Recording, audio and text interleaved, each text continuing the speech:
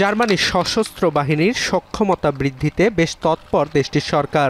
সম্প্রতি German chancellor Friedrich March দেশটির সামরিক শাখাকে ইউরোপের সবচেয়ে শক্তিশালী সেনাবাহিনী হিসেবে গড়ে তোলার প্রতিশ্রুতি দিয়েছেন। এ লক্ষ্যে ইতোমধ্যে দেশটির আইনসভায় একটি খসড়া বিল পাস হয়েছে। জোট সরকারের বিশ্বাস, সম্ভাব্য রুশ হুমকি মোকাবিলা ও যুক্তরাষ্ট্রের যে কোনো আকস্মিক পররাষ্ট্রনীতি পরিবর্তনের আগাম প্রস্তুতি হিসেবে বেশ কার্যকর হবে সিদ্ধান্তটি।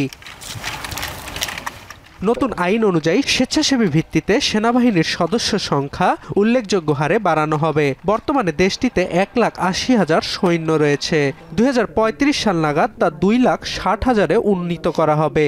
এছাড়া রিজার্ভ সেনা যুক্ত হবে আরও 2 lakh. Ich freue mich jetzt darauf, dass wir in den nächsten Wochen die Beratung schnell zu Ende bringen und dann das Gesetz zum 1. Januar in Kraft treten wird. Ich will es nochmal betonen, die freiwillig Wehrdienstleistenden, die zu uns kommen, werden ein Bruttoeinkommen haben von 2.600 Euro rund. নবীনদের সামরিক বাহিনীতে টানতে আর্থিক প্রণোদনার ব্যবস্থাও রেখেছে German সরকার। যারা সেনাবাহিনীতে যোগ দেবে তাদের মাসিক বেতন নির্ধারিত হবে 2,600 ইউরো, যা বর্তমান বেতনের চেয়ে 450 ইউরো বেশি।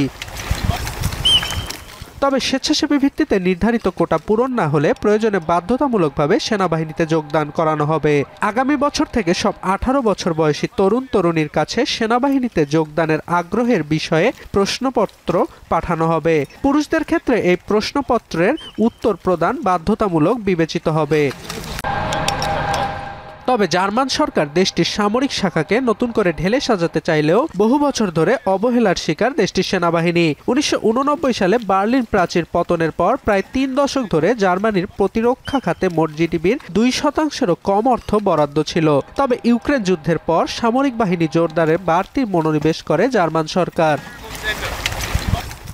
লন্ডন ভিত্তিক থিঙ্ক ট্যাঙ্ক চ্যাথাম হাউসের ফেলো মিনা অল্যান্ডারের মতে, ইউরোপের কেন্দ্রস্থলে অবস্থানের কারণে পুরো মহাদেশের সামগ্রিক নিরাপত্তা ব্যবস্থায় গুরুত্বপূর্ণ ভূমিকা রাখতে পারে জার্মানি।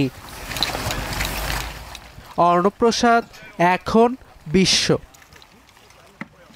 শিয়া বাটার ও ভিটামিন ই সমৃদ্ধ লিলি বিউটি সোপ, তারুণ্যময় উজ্জ্বল ত্বকের জন্য।